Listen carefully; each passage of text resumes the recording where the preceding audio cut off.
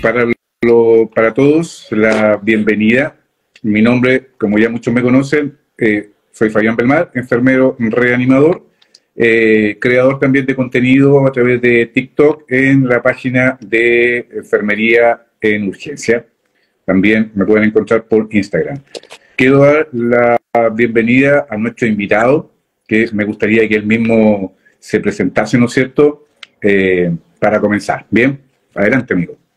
Bien, bien, bien. Muchas gracias por la invitación. ¿Me escuchas bien ahí? Perfecto. Ok, bien. Mi nombre es José Daniel Yusti. Yo soy director de un centro de entrenamiento en Santiago de Chile. Se llama Omega Capacitaciones. Somos un centro que está entrenando a profesionales del club hace ya 10 años aproximadamente en programas de entrenamiento de educación continuada, muy conocidos por todos, ACLS, BLS, PHTLS, entre otros programas de estos programas que nos entregan certificaciones internacionales para complementar algunas de las habilidades y destrezas, especialmente el campo de la atención prehospitalaria y servicios de urgencia. Soy técnico en emergencias médicas hace ya 23 años en atención prehospitalaria. Emigré a Santiago de Chile hace ya 13 también. Pertenezco al SAMU de la región metropolitana, ¿sí? Y bueno, amante de la atención prehospitalaria, no me bajo de una ambulancia hace ya 23 años cuando comencé en esto en el 2000. Y ahí estamos. Y estamos hoy aceptando esta invitación para que hablemos de este entretenido elemento que es la famosa SAM pelvic o dispositivo de compresión circunferencial que es interesante que toquemos algunos puntos sobre él, ¿no? Exactamente. Bueno, ya modo de introducción, a los amigos nuevamente, les repito, los amigos que están conectándose en Instagram, o sea, en TikTok, tuvimos un pequeño problema técnico, así que tuvimos que migrar nuestro en vivo hacia Instagram. Pueden acceder a mi perfil y en mi perfil pinchan el botoncito y se unen con nosotros al en vivo que estamos teniendo a través de Instagram. Bueno, a modo de introducción, tenemos que decir que el trauma pélvico, si bien es cierto, la estadística desde el punto de vista epidemiológico dice que tiene una incidencia de un 5 o un 3%, pero de igual forma relata de que tiene un potencial alta mortalidad. En algunos estudios, ¿no es cierto?, nos muestran que hasta podría tener una mortalidad de 80%. Y esta mortalidad asociada justamente al choque hipovolémico, que también en un 80% está relacionado con rotura de vasos sanguíneos venosos y un 20% arterial.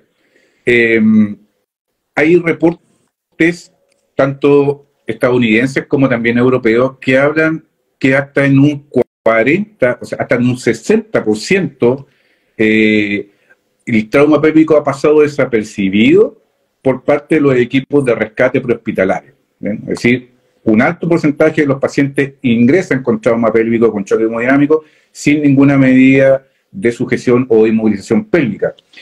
Sí. Y un porcentaje no menor de esos que sí han sido inmovilizados es que hay un alto porcentaje de mala o incorrecta colocación de las fajas pélvicas. Sí. Bien, yo leí hace poco un artículo que hablaba que, por ejemplo, en Dinamarca habían reportado hasta un 70% de malas fijaciones, de fijaciones incorrectas. Sí. ¿Bien? Sí. Exactamente. Entonces, entendiendo la prerrogativa de que el choque hipovolémico causa mortalidad y es parte de aquellas medidas prehospitalarias que son prevenibles, entonces estamos frente a un panorama que, si bien es cierto, puede ser raro el trauma pélvico desde el punto de vista estadístico, pero que está asociado a alta mortalidad. Sí. Por ende, sí, el reconocimiento como las medidas son fundamentales. ¿Bien? Bien. Pero ahí bueno, muy bueno.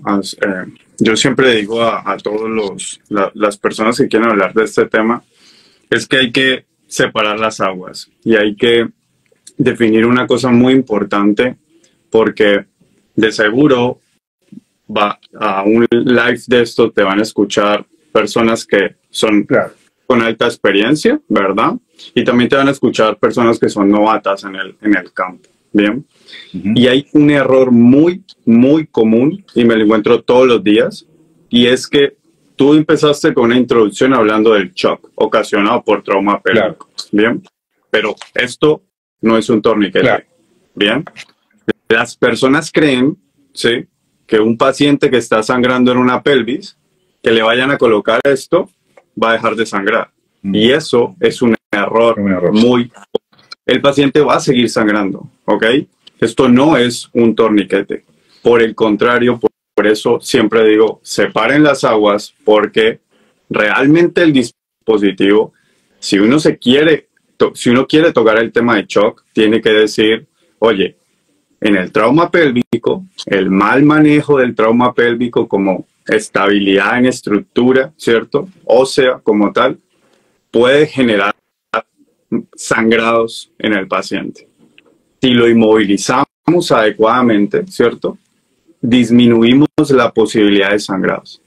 Pero esto no es un torniquete. Entonces, muchas personas es como, el paciente puede estar sangrando en la pelvis, pongámosle una faja pélvica y está listo, ya le detuvo el sangrado. Eso no es así, ¿bien? Es decir, el paciente que está sangrando en la pelvis va a seguir sangrando y punto. Es decir, esto no le va a detener el sangrado. Entonces, por eso, cuando queremos hablar del tema, es muy bueno que toquemos varios puntos acerca del dispositivo, como para qué sirve y todas las cosas, ¿sí?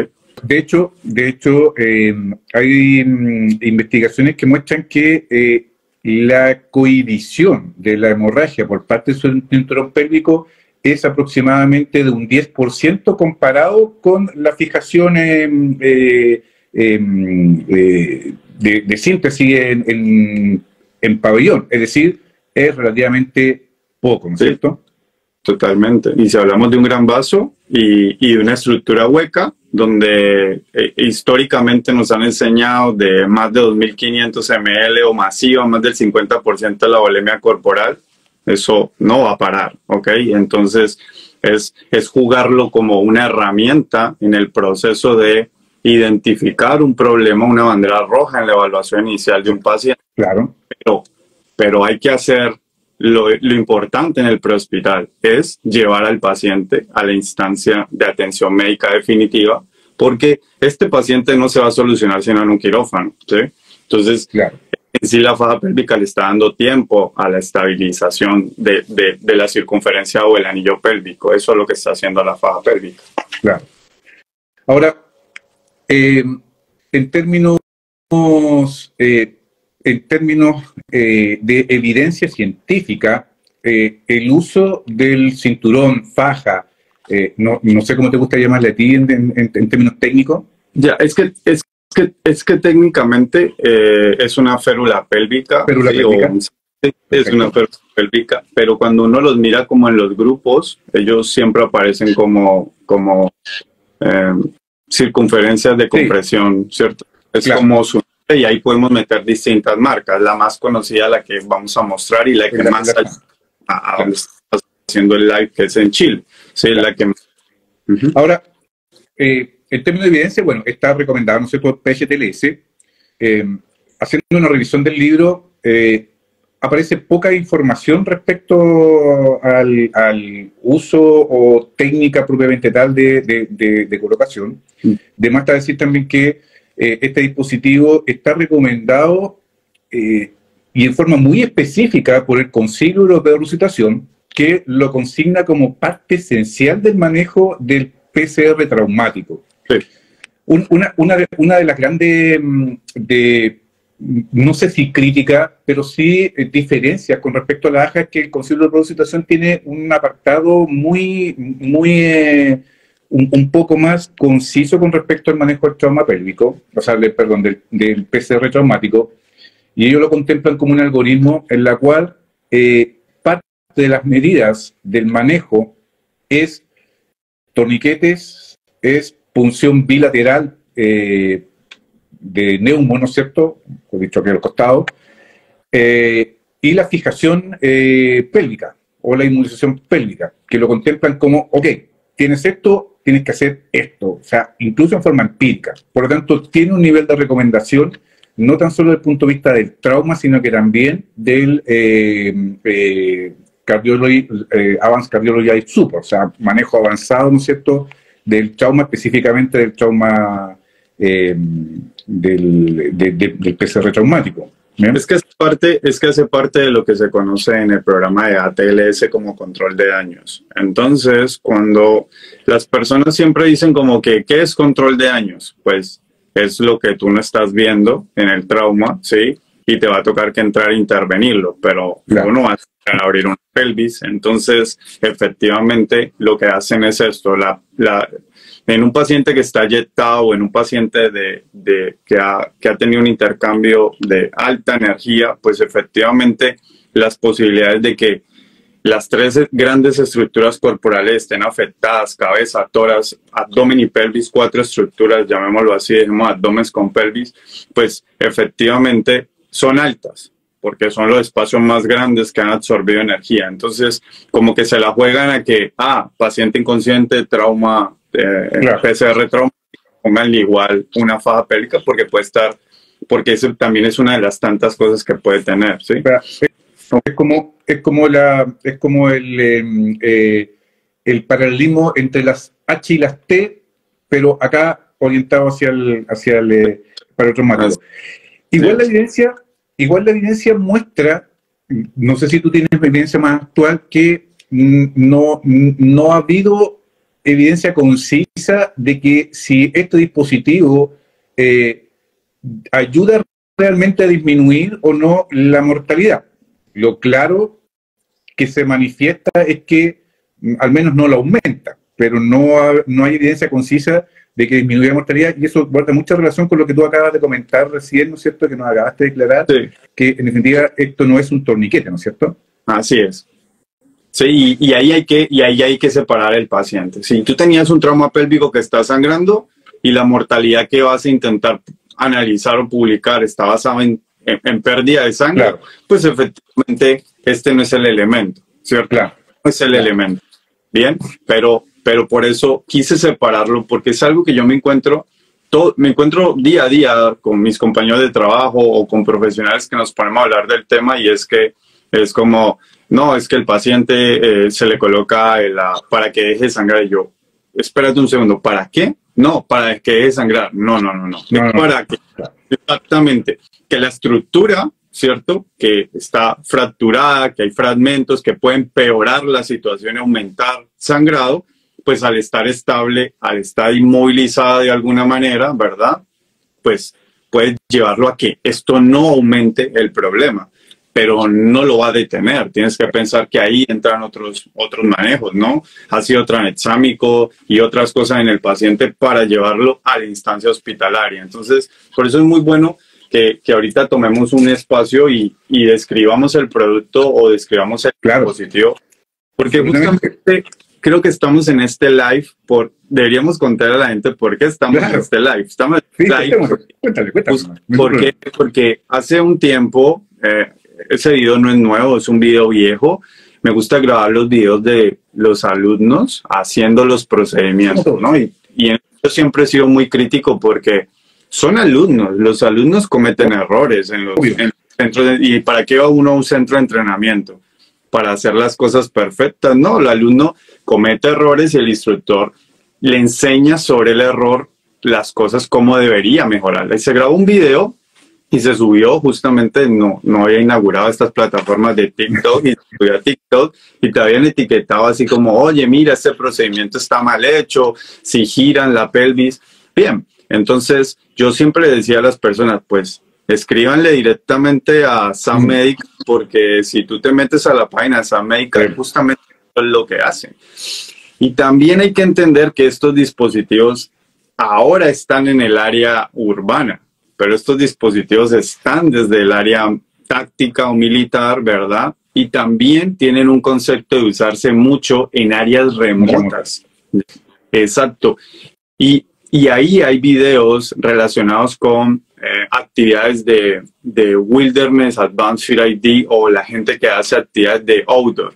Y justamente pasa que ahí tú ves a un ciclista en un video, ¿verdad?, que hace mountain bike tiene un trauma pélvico y un compañero, él solo le pone la faja pélvica. Entonces, cuando tú ves que un solo operador le pone la faja pélvica y tú haces un video sobre eso, pues la gente va a decir, no, así no se hace, si le mueve la pelvis es peor. Sí, pero está en un área remota con 6 horas de operación, donde tiene un hospital a más de 1 hora.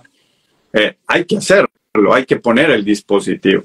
Y efectivamente en ese video veíamos cómo mis alumnos en el curso lateralizan el paciente para poder ingresarlo de manera lateral, ¿cierto? Hacia la derecha y a la izquierda, para poder generar al menos 15 grados de movilidad por el lado derecho y 15 grados para poder ingresar toda esta férula o faja en la parte posterior, hacia la parte posterior y que quede ubicada bien hacia los trocantes. Entonces la gente criticaba eso porque decía que si tenía un trauma pélvico, ese movimiento era peor para el paciente.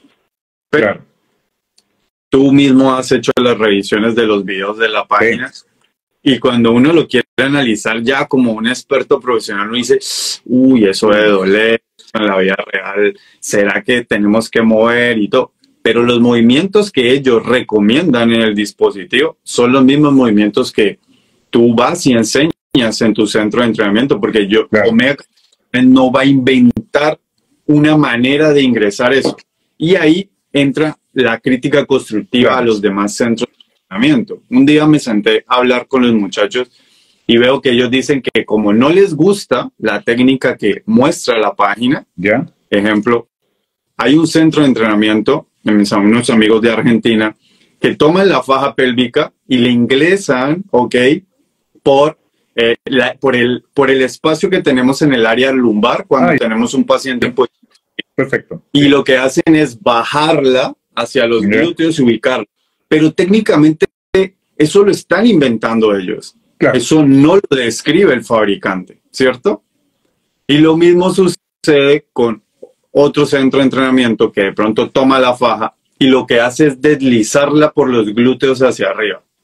¿Sí? Claro. O sea, pero el fabricante no desliza esto por los glúteos hacia arriba, ¿sí?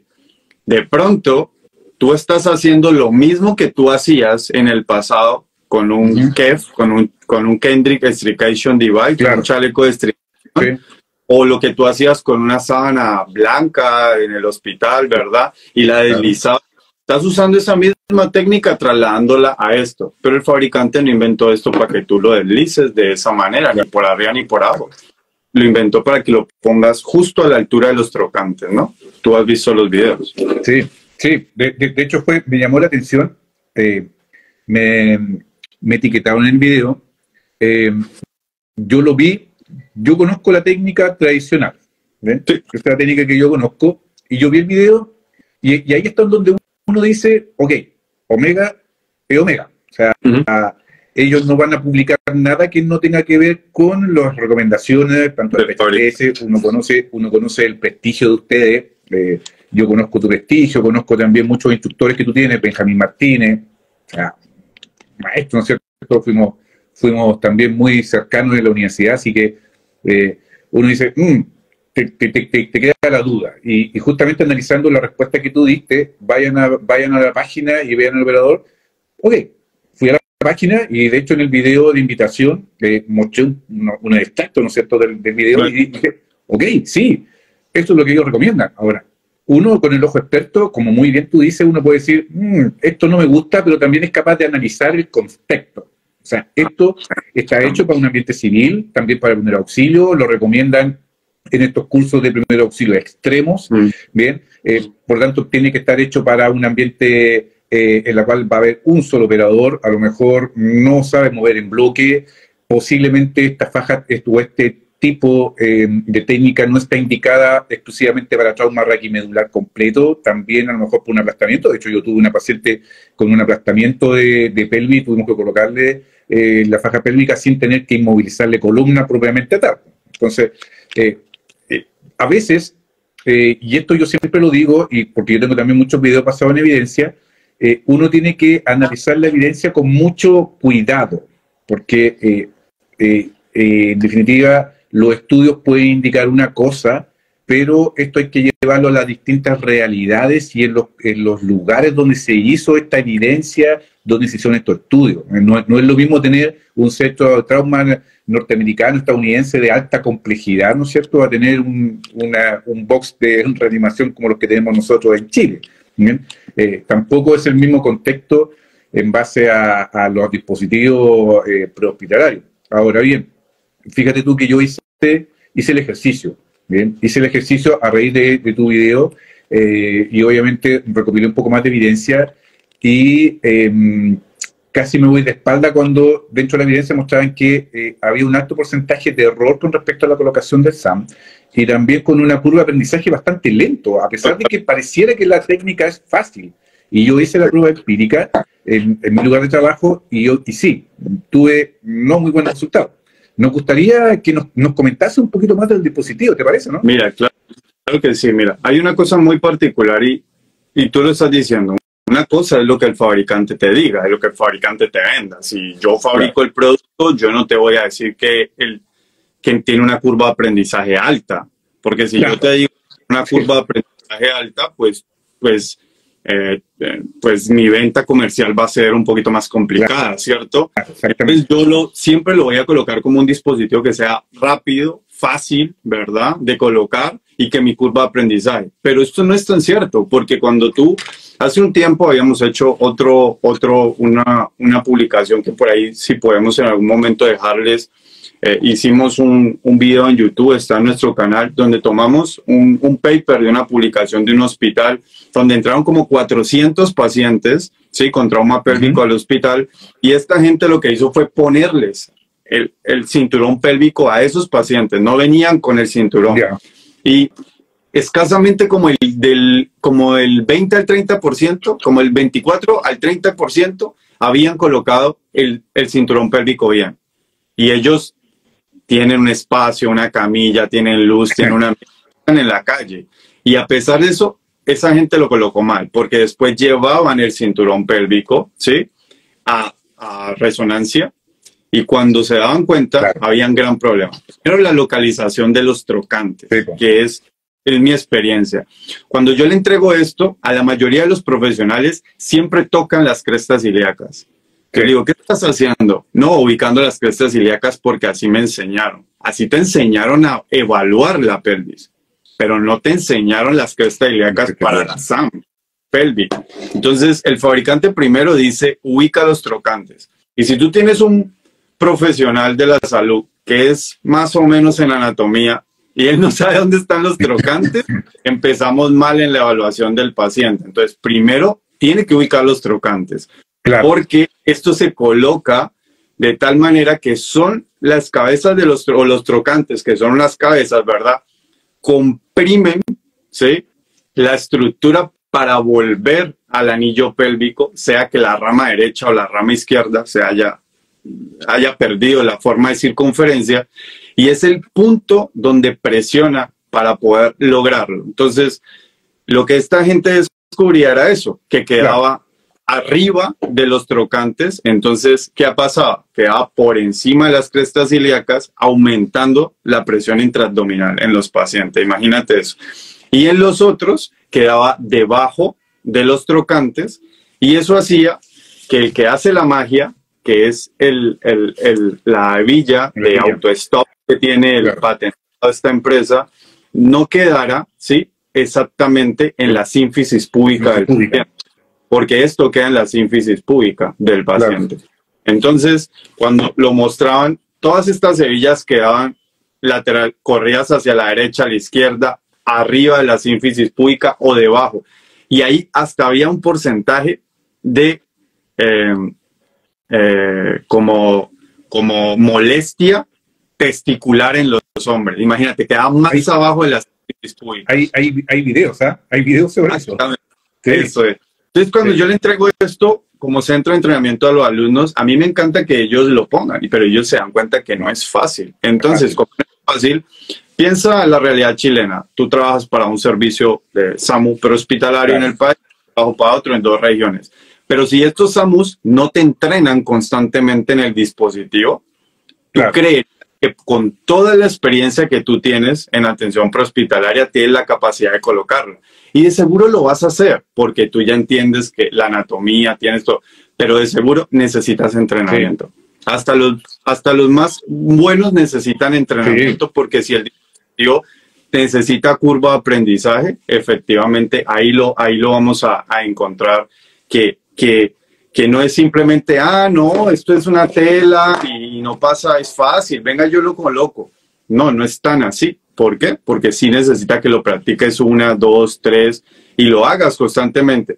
Y que alguien te evalúe la posición posterior. Y en contexto porque si de simulación también. Claro, si tú siempre lo pones mal, pues no pasa nada. Es decir, nadie te está retroalimentando, claro, y te está diciendo, mira, para la próxima, estos son los trocantes, te quedó más arriba, te quedó más abajo, y aquí el autostop no está en la sínfisis cúbica del paciente.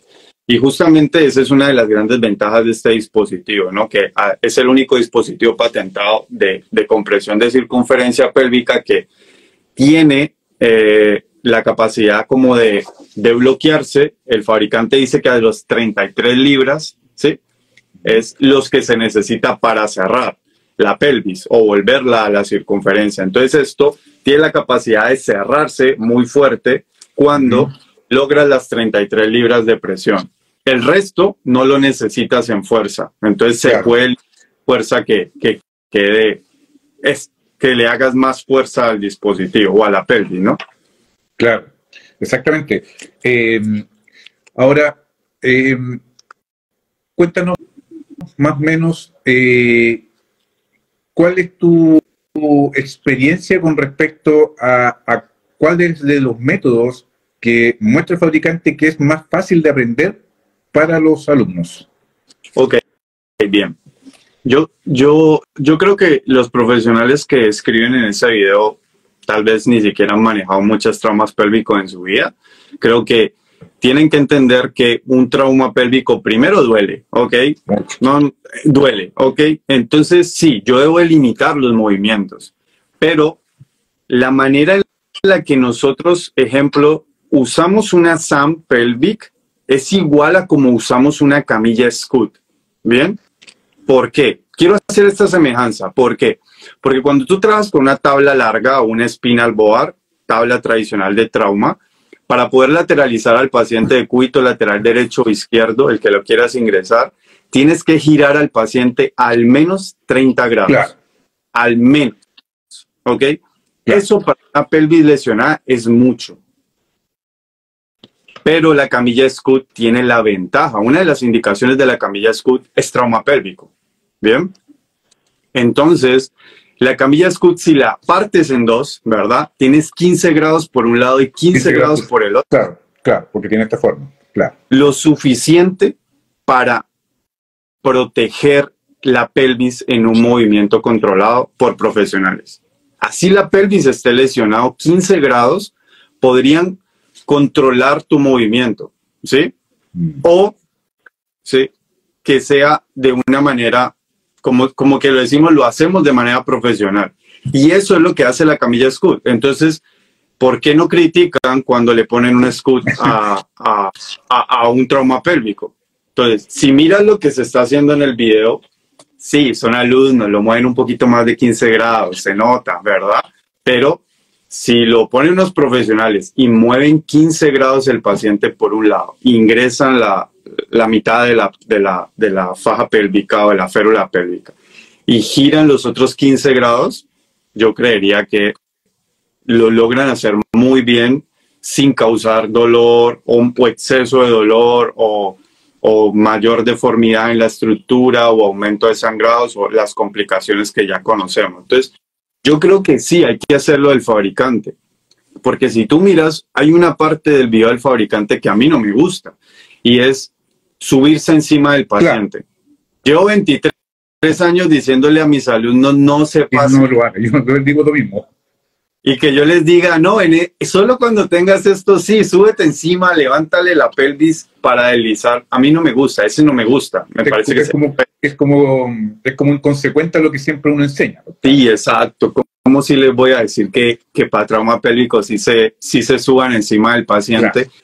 Ese es el único que no me gusta personalmente, y especialmente porque cuando uno se lee otros programas de entrenamiento que son un poquito menos comunes, como existe el BTLS, que era el Basic Trauma Life Support, el ATT, ¿sí? Que era un curso de Advanced Trauma Tratamiento, y programas como el ITLS, el International Trauma Life Support, fuera del PHTLS y el ATLS, claro. A uno no le invitan a tomarle la ropa a los pacientes en los movimientos. Los pacientes se toman de las estructuras óseas.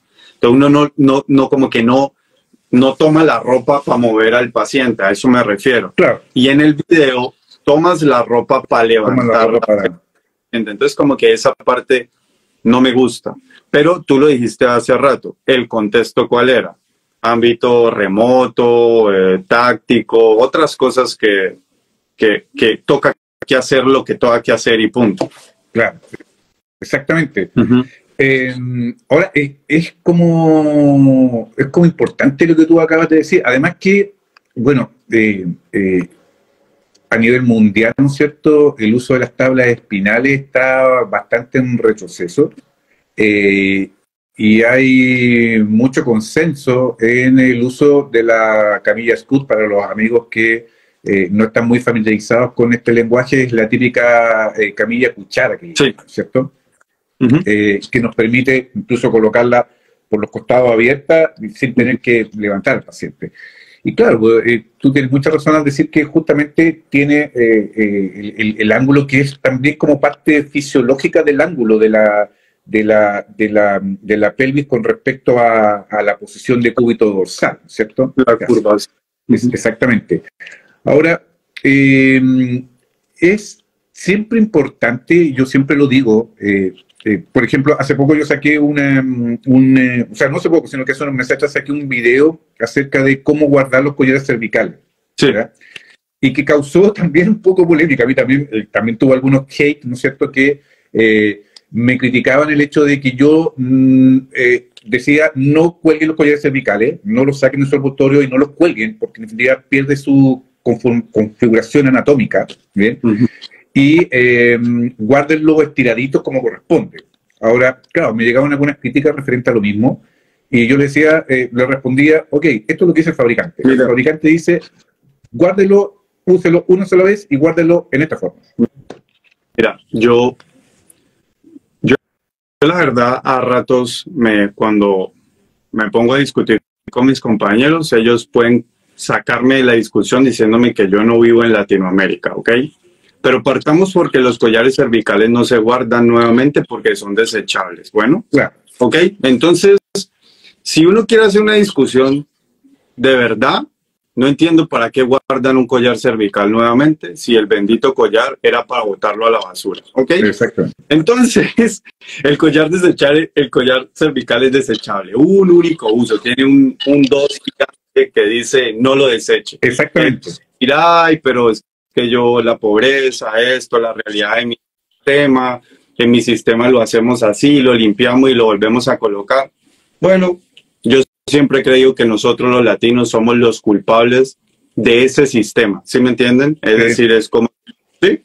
No, pues se rompió, ya lo boté a la basura y punto, ya no tengo más, pues que mi servicio compre, punto. Es decir, yo no le puedo. Piensa lo siguiente, tú mañana sales a trotar cerca de tu casa y te golpea un auto y va a llegar tu ambulancia. Y tú sabes que ese collar cervical se lo has puesto a 20 pacientes, has limpiado de cloro con todo y sabes que eso absorbe sangre. ¿Tú quieres que te pongan ese collar? Dime la verdad. No, por supuesto. Además que, ojo, porque, bueno, yo he visto tu contenido, tú te basas mucho en evidencia y eso a mí me gusta, pero también sigo la prerrogativa de como soy enfermero, la prerrogativa de la enfermería basada en la evidencia. Sí, claro. Fíjate tú que hay unos estudios, no sé, si no los tienes yo te los voy a buscar y te los voy a enviar, que muestran el grado de restricción de movilidad que tiene un collar cervical usado. Yeah. Fue un estudio que hicieron en España y que justamente hablan de esta pérdida de la forma del collar cervical. Y cómo, en definitiva, la pérdida de la forma puede eventualmente incluso agravar algunos tipos de lesiones cervicales, ¿bien? Porque lesiones cervicales pueden ser lateral, anterior, posterior, y que esta pérdida de la configuración anatómica podía incluso agravar algunas lesiones, y que mostraban que algunos collares cervicales podían faltar a la restricción de movilidad hasta en un 60-70%. Es decir, entre colocarle las manos para hacer restricción de movilidad y colocarle un collar cervical usado, era preferir usar las manos. Sí, tú quieres que compre un collar cervical que te vale 12,000 pesos chilenos y quieres que el velcro te dure toda la vida. Eso tienes que botarlo. Es el mismo concepto del torniquete. El que me pregunta, oye, ¿me compro el chino o me compro el americano? No sé, cómprate el tuyo, el que tú quieras, porque es el que te vas a poner tú. No, es que el chino vale 6,000. Sí, pero es que igual todos son desechables. El chino de 6,000 o el de 30,000, todos son desechables. No puedes reutilizar un torniquete. Entonces, claro, lo mismo sucede, pero ya que tocaste el tema, algo que sí puede estar pasando con estos dispositivos es que el SAM pelvic no es un elemento desechable. El fabricante sí dice que es un equipo reutilizable. Claro. ¿Por qué? Porque realmente la calidad del dispositivo te permita nuevamente volver a usar un producto. Eso estamos hablando de un equipo que promedio vale $100 en el mercado, entonces no lo vas a desechar de manera inmediata en el primer paciente. Así que eso puede hacer que los servicios sí inviertan en tener SAM pelvic, pero que les dure muchísimo tiempo, cuidándolas muy bien. El gran problema está en el hecho de que los hospitales se queden con ellas, ¿verdad? Ese te va a pabellón con las SAM pelvic y claro, y las cortan, que no encuentran cómo soltarlas porque el cirujano no tiene entrenamiento en esto y pasa eso. Entonces, el otro día intenté rescatar una en pabellón y pasó eso, me la devolvieron a la mitad, cortada. Claro. Y la devolvieron cortada y con el broche puesto. Es decir, lo que hicieron fue cortarla porque no encontraron cómo soltarla sin prueba. Estaba totalmente pegada y la habían cortado como por aquí, por la parte azul. Y yo, ¿qué hicieron? Sí, la cortan porque hay veces el desconocimiento del entrenamiento de todos los niveles, ¿no? Es decir, de prehospital hasta pabellón deberían conocer todo el dispositivo para que funcione bien. Exactamente. Oye, y cuéntame, ¿por qué este dispositivo fue hecho originalmente para el ambiente prehospitalario? ¿Cierto? Entendiendo en prehospitalario, igual primer auxilio, avanzado y todo. ¿Tú recomiendas el uso de este dispositivo también en los servicios de urgencia? Totalmente. ¿Por qué? Porque los estudios de otros países sí han demostrado, ¿ok?, que dentro hay que entender que voy a empezar con el programa ATLS. El programa ATLS es un programa diseñado para los médicos de intervención de los servicios de urgencia. Para eso es el ATLS, claro, para lo que llamamos un BOS o un recuperador. Claro. Entonces, como parte de que llegue un paciente y diga, tiene problema en la A, lo intuban, tiene problema en la B, lo descomprimen, ¿cierto? Y claro, tiene esto, entonces tenemos ahora el ECOFAS, ¿cierto? Ok, pelvis, el pelvis está inestable, sienten un crépito, sienten una deformidad, ponen una faja pélvica, no tienen otra cosa más que hacer. Si hoy, 2023, aún lo que están haciendo es poniendo una sábana blanca, pegándola ahí con tela, pensando que eso funciona, pues funciona cero, ¿ok? Sí, esto sí tiene. Y este es un mensaje también para todos los equipos de bomberos del país, y es para los equipos prehospitalarios. Que tenemos hartos seguidores acá que son bomberos. De años, porque era el único elemento que enseñábamos y era lo que teníamos, pero eso claro, ya no tiene evidencia, y es usar un chaleco de estricación al revés, ¿ok?, sobre la estabilización de una pelvis, porque también es cero la evidencia sobre que eso estabilice. Eso no estabiliza la pelvis, ¿ok?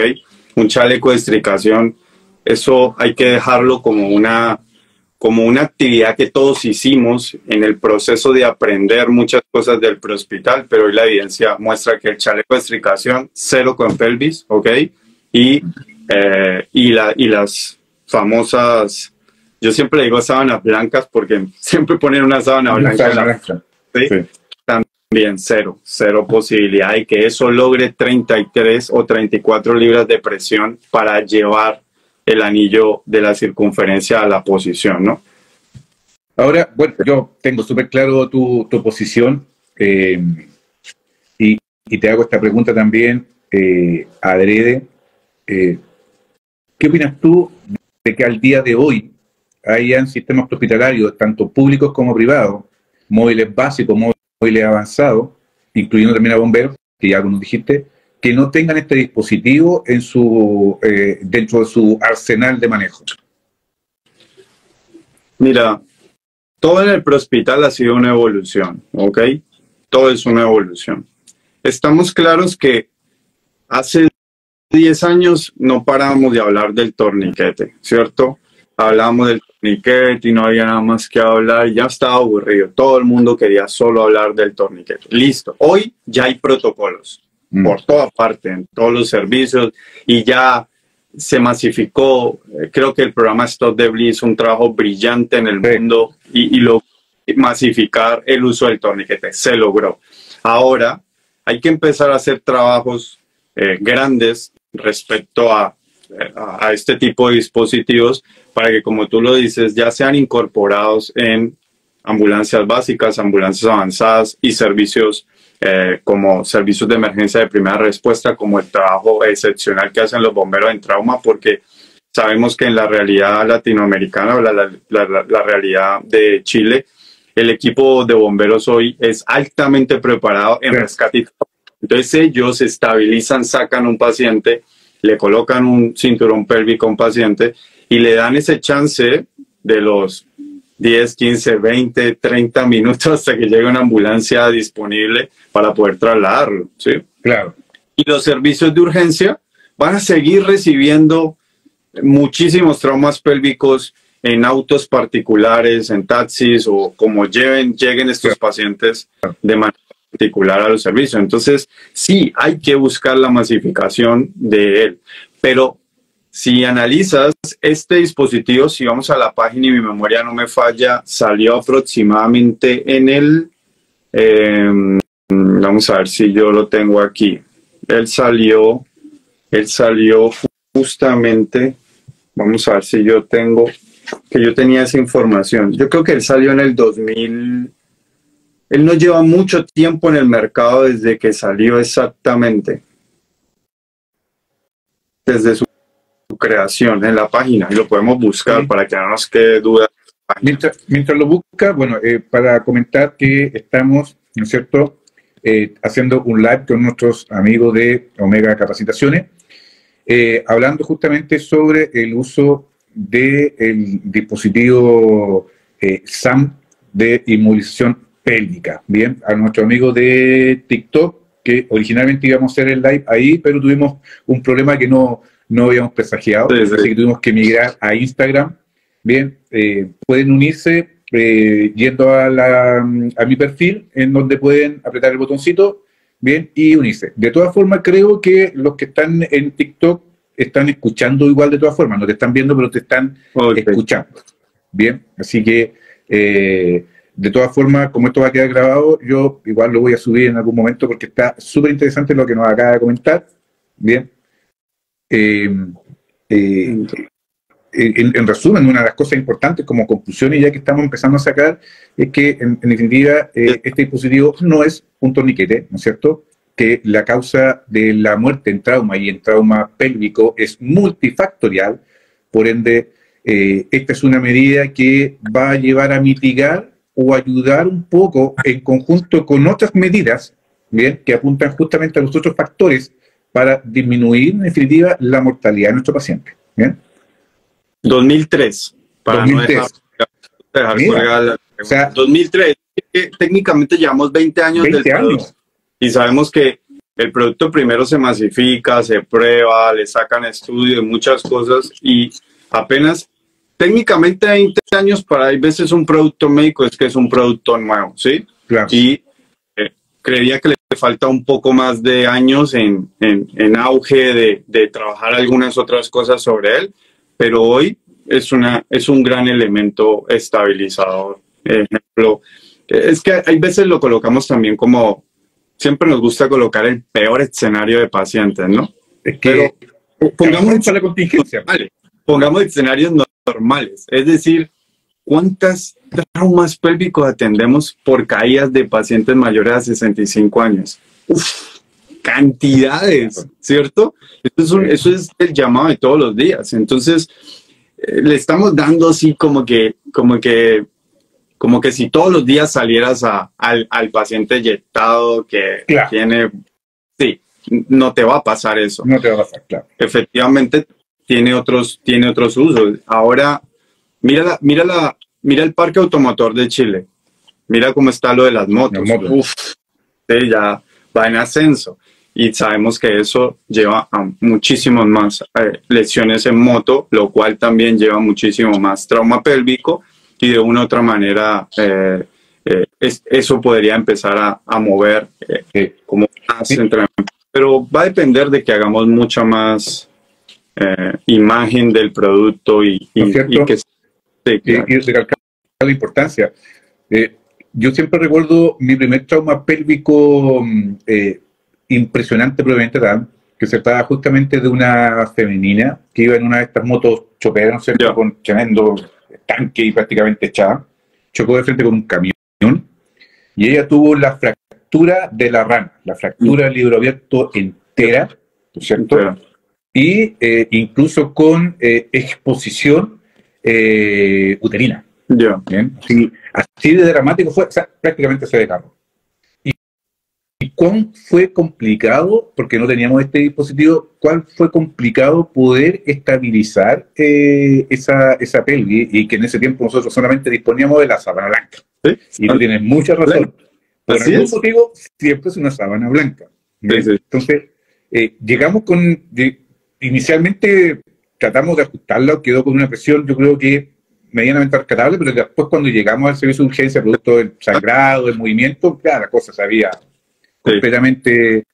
Entonces, esto vino un poquito cuando nosotros lo adquirimos después del terremoto y vino un poco a suplir esa necesidad que, si bien es cierto, no lo ocupamos mucho, pero yo creo que no lo ocupamos mucho justamente asociado también a un poco a esta evidencia que te relataba al principio de la introducción, y era que un alto porcentaje de los pacientes con trauma pélvico no llegan con inmovilización justamente porque pasa por alto por el personal prehospitalario. Ok. Mira, vamos a dejar un espacio para las preguntas que nuestros seguidores nos puedan hacer en el momento, ¿te parece, no? Sí, claro que sí. Dale. Unas preguntas, bueno, y de más está decir que nuestros amigos de Omega Capacitaciones, ellos tienen muchos cursos disponibles, llevan mucho tiempo. Yo personalmente no he hecho cursos con ustedes y en algún momento en una conversación interna te manifesté mi intención en algún momento de poder conocerlo, ¿no es cierto?, a través de un curso en vivo, porque he recibido buenas recomendaciones de ustedes, además que parte de los instructores que ustedes tienen, yo lo ubico, los conozco, gran trayectoria, y generalmente cuando mis seguidores me preguntan acerca de curso, siempre les estoy dando, en definitiva, estas recomendaciones, ¿bien? Y en especial porque seguidores y conocidos míos que han hecho cursos con ustedes han manifestado que ustedes tienen un espíritu formativo, que ya no tienen este espíritu del terror terapia, ¿no es cierto?, para poder enseñar, y eso se agradece, ¿bien? No, decir, mira, yo también, bueno, yo tengo, siempre dicen que soy joven, pero ya tengo 40 años y empecé hace 23 en prehospital, y a mí también me enseñaron pegándome con un palo, y mi primer PHTLS fue terrible, y mi primera CLS te sacó lágrimas.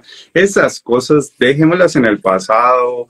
Ese tipo de instructores que intentan trasladar eso al día de hoy son dinosaurios que ya están en vía de extinción. Sí. Y los instructores, yo siempre digo al instructor, ya, tú sabes ACLS, listo, ya, ok, ¿qué hacemos con eso? Te vas a morir con tu conocimiento. Claro. Si no se lo transmite y se lo enseña, pues no vas a dejar legado. Entonces, sí teníamos estos instructores del pasado que pues se querían morir con su conocimiento, solo ellos lo sabían, y eso está mandado a recoger. Así que Sí, exactamente. Mira, tenemos algunos comentarios. Nos dice Finitelias, dice Samo Concagua, saludos a Samo Concagua, lo tenemos en todos los móviles avanzados. También deberíamos tener en los móviles básicos, ¿no es cierto? Sí, totalmente. Se le da harto uso en sospecha. Ya en el hospital le tomaron rayos, no se examina la pelvis y podemos dañarla más. Exactamente. Si bien es otro tema, desde su experiencia y conocimiento, ¿qué opinan respecto al uso de torniquete de fortuna? Cuando no existe un torniquete improvisado, ¿qué debe decir fortuna, no? Yo creo que un torniquete... Ya había escuchado en el curso, alguien me lo preguntó y es eso. Entonces, para eso solamente les voy a responder lo siguiente. La actualización de la 10ª edición, que aún está en inglés, de PHTLS, eliminó la palabra improvisación del capítulo de torniquete, de manejo de sangrados, que sí estaba en la 9ª edición. Claro. ¿Ok? Creo que ya nos dieron tiempo suficiente para comprar torniquetes, implementar sistemas, protocolos, dotarnos de ello. Así que la respuesta es no. Claro. Ni siquiera me gusta hablar de improvisar por eso, porque la evidencia muestra que no pueden fallar, no sirven, y el hecho que alguien en una conversación cuente que él algún día usó una correa o que él algún día... Él es un porcentaje muy pequeño que no está ni siquiera en la evidencia, sino como exactamente una historia que no entra en la evidencia. Entonces, no, la improvisación no. Ahora bien, hay que hacer un paréntesis con respecto a eso, y es que el TCC en su página web y en sus recomendaciones habla de el torniquete reconvertido. No recuerdo muy bien la palabra técnica que utilizar, pero tenemos que colocarlo en contexto. Ese torniquete improvisado, que ellos utilizan otra palabra así, tiene algunas recomendaciones muy específicas y que está hecho esa recomendación para un ambiente militar estrictamente. No hay traspolación, ¿no es cierto?, al ambiente civil, y que de igual forma tiene que ser ejecutada por personal que sabe colocar un torniquete. ¿Bien? Por ende, esa infografía que eventualmente ustedes puedan encontrar con respecto a un torniquete improvisado sí existe, al menos en el TCC, pero en un ambiente militar. Bien, sí. Ahora ellos tienen a 10 minutos un centro de trauma, nosotros sí. Entonces, todo lo que uno con ese tipo de discusiones, uno siempre tiene que decir, ¿tú por qué quieres hablar de eso? Claro. ¿Tú eres militar?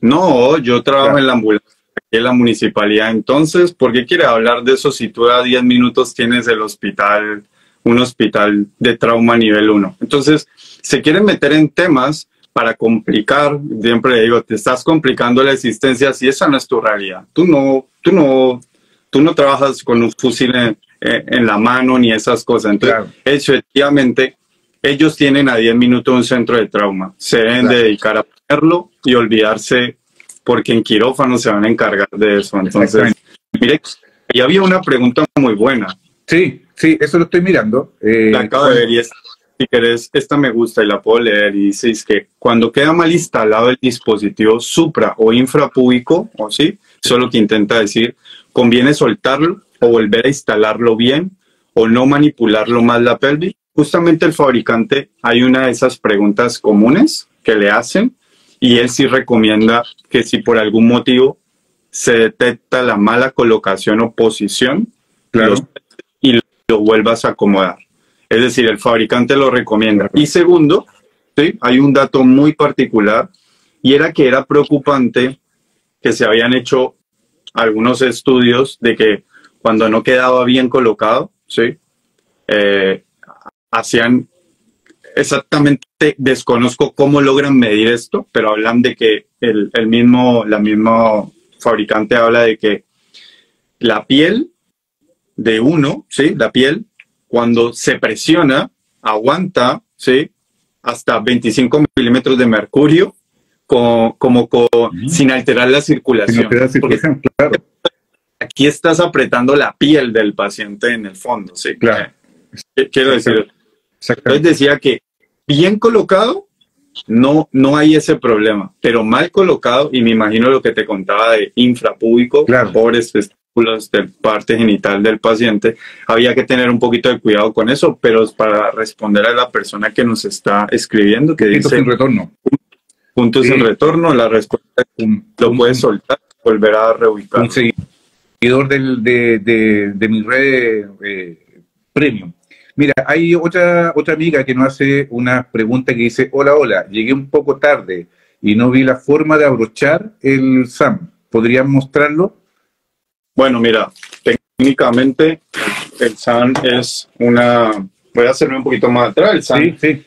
Yo a veces les digo a los alumnos, imagínense la faja, el trofeo de los luchadores de la libre. Okay, es exactamente igual, sí. Sí, su material realmente es una lona, una tela. No, ahí no está el truco del dispositivo, ¿sí?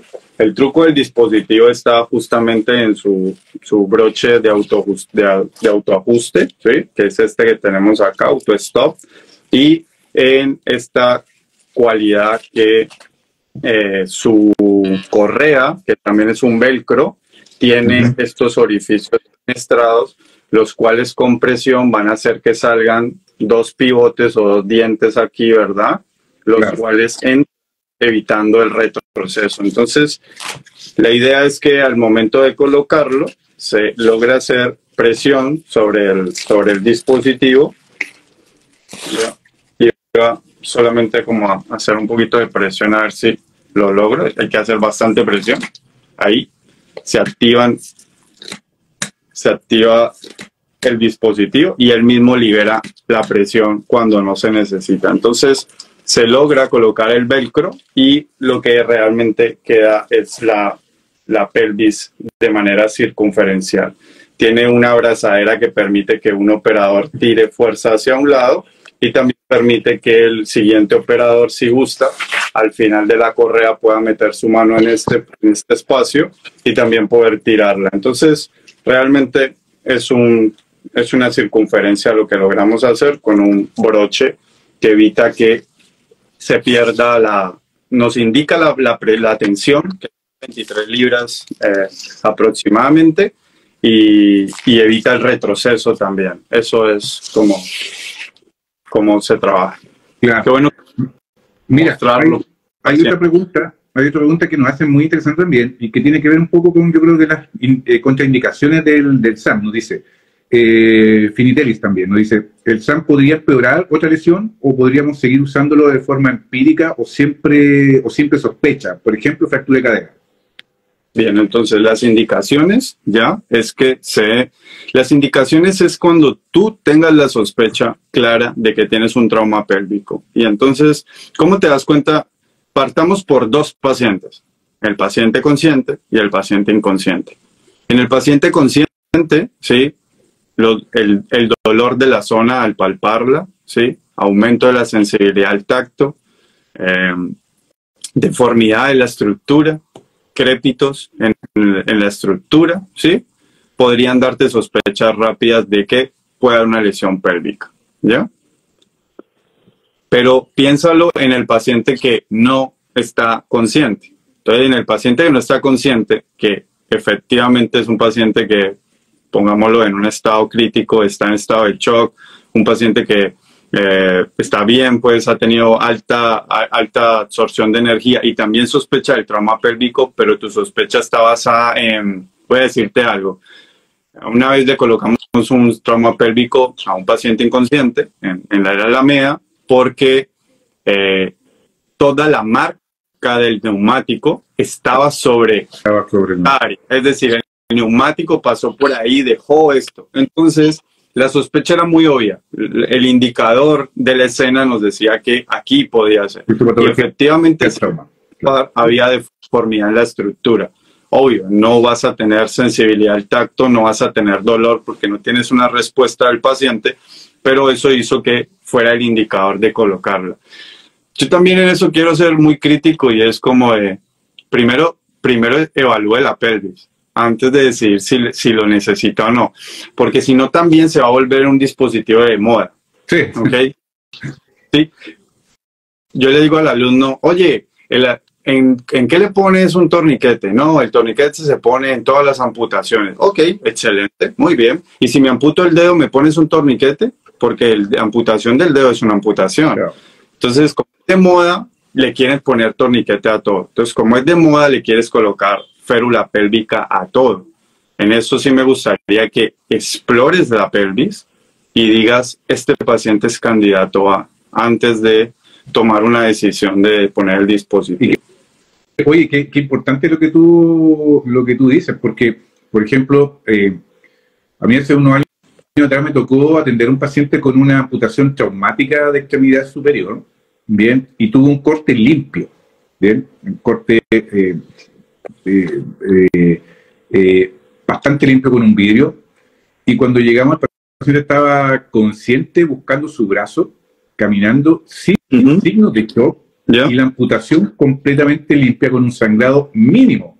Entonces, claro, ahí es cuando uno dice, ok, una cosa son las indicaciones, pero también esto tiene que ver con un poco la evaluación, porque justamente también se transforma un poco de moda a veces. Y justamente aquí lo que nos está preguntando, que tiene que ver un poquito con esto, Sean Vertical, que nos pregunta, ¿la presión directa es efectiva ante una exsanguinación si no se cuenta con un torniquete médico? Nos coloca, asumo que el torniquete es certificado, ¿cierto?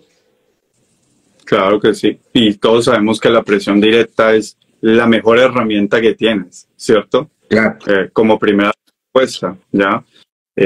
Todos sabemos que la presión directa es el primer paso a abordar, ¿ya? Sin importar que tengas el elemento, pero siempre va a ser, y puede ser muy efectivo, ¿bien? Efectivamente, va a ser más efectivo en vasos distales, ¿ok?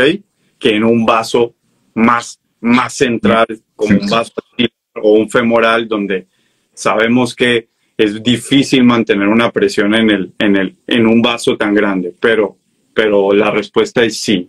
Hay que hacer ante todo. Sí. Puntito Sin Retorno también nos pregunta, ¿y cómo se saca? Así como para no cortarlo. Es una buena pregunta, y es que dice el fabricante que no se debe liberar de manera inmediata. No dice, me encantaría que fuera un poco más específico el fabricante, como deberías hacer una liberación en 10 minutos o algo así, pero no lo dice, no especifica un tiempo, solo dice que lo liberes lentamente. Me imagino que lo que al estar presionado, lo que intenta es que se libere despacio, ¿ok? Y ¿cómo le enseño yo a sacarlo a mis alumnos? Y es usando los mismos 15 grados y 15 grados, ¿ok? De la misma manera. Pero si vamos técnicamente hoy a buscar un video de simulación de la página no muestra nunca un video diseñado de cómo sacar el dispositivo. Pero yo vuelvo a lo mismo. A la empresa no le interesa enseñar esa parte. ¿Por qué? Porque este es un dispositivo que se saca en pabellón, técnicamente. Perfecto. Dispositivo que sube al paciente a pabellón. Sí, aquí nos pregunta también, ¿tiene capilar lento? ¿También es indicación de trauma de alto impacto en paciente inconsciente? A ver, partamos diciendo que el llene capilar, si bien es cierto, se recomienda parte dentro de la evaluación, pero hay mucha evidencia que mostraría cierto poca precisión, ¿no es cierto?, en pacientes, al menos en el ámbito prehospitalario. Bien, es un signo que muchas veces por el contexto prehospitalario podemos no evaluarlo en forma tan efectivo como quisiéramos, ya sea por visibilidad, por luminosidad, por suciedad que el paciente pueda tener. Ahora, gran parte de la herramienta que utilizamos en prehospitalario para valorar alta energía involucrada es lo que se conocía antiguamente como la cinemática del trauma, ¿no es cierto? Evaluar la escena, cómo ocurrió, si el paciente salió eyectado o no.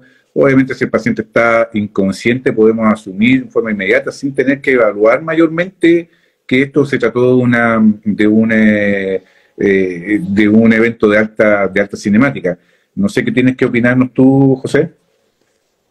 Pues mira, leyéndolo entre líneas, pues dice que el llenado capilar también es indicador de un trauma de alto impacto. Mira, el llenado capilar pues efectivamente es parte del esquema de evaluación en X, A, B, C. Entonces, vamos en C. Llenado capilar hace parte del C, ¿sí? Y sí, enseñamos que un retraso, llenado capilar puede ser sospecha de un estado de shock, ejemplo, en los pacientes, ¿sí? Pero también cuando le metes otras cosas, ¿bien?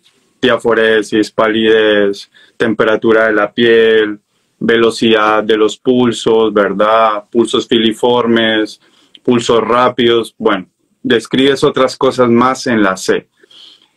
Por sí solo, no me dice nada.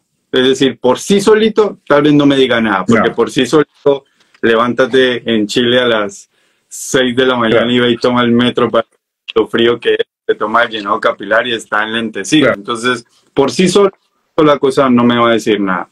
Pero en el contexto de un paciente que tenga más cosas como las que te dije, sí, me da sospecha de que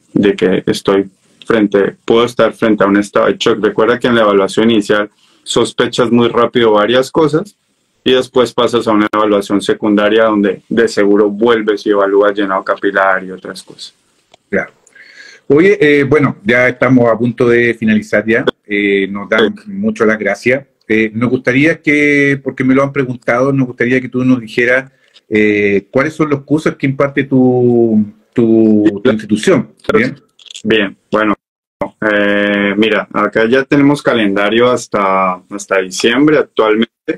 Podemos hablar, por ahí vi preguntas del AMLS. Se están corriendo los últimos 2 AMLS del año. Estamos corriendo uno en Santiago el 2 y 3 de noviembre y el último AMLS de Concepción, que es el 14 y 15 de noviembre. Esos son los 2 últimos que están programados para este año, ¿sí?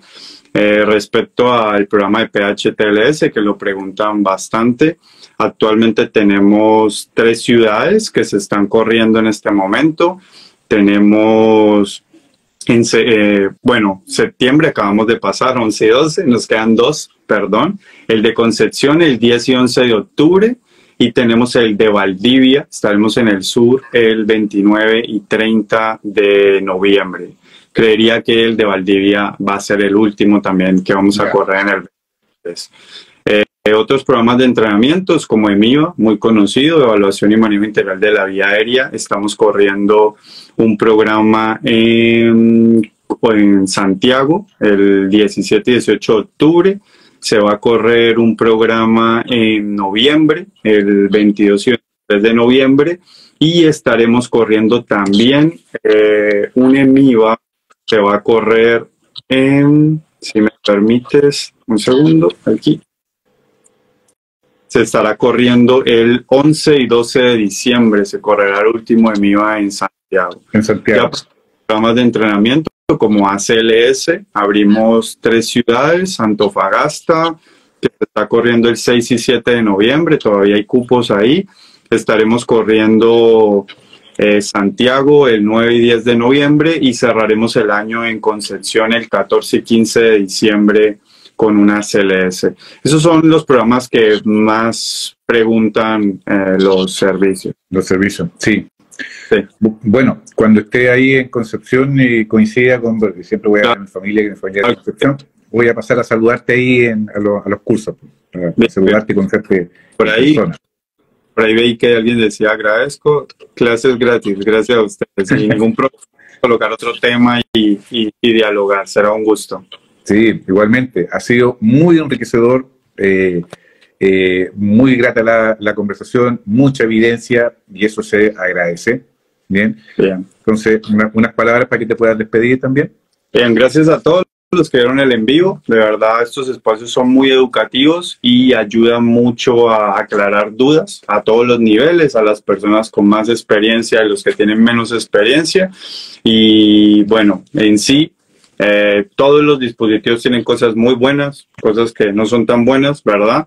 A algunos no les gusta el precio, otros sí, pero de todas maneras todos los dispositivos tienen cosas muy, muy favorables. Y se trata de trauma y todo es beneficio para el paciente y próximas publicaciones vemos disminución de morbimortalidad en estos pacientes. Creería que el Sam-Pelvic es un gran elemento para el trauma prehospitalario y para los servicios de urgencia. Así que de parte mía, muy recomendado el equipo, como sí, con las advertencias de un plan educativo adecuado y reentrenamiento todo el tiempo. Así que creo que nos vemos en la próxima. Muchas gracias por la invitación. Muchas gracias también, y dejo invitado a todos en que me sigan en las redes sociales, Instagram, TikTok, y les aviso también, y te paso el aviso a ti, que muy pronto, ya en 2 semanas más, lanzo el podcast Notas de Ambulancia por Spotify, en donde en algún momento te voy a invitar también para poder tener una conversación como esta. ¿Bien?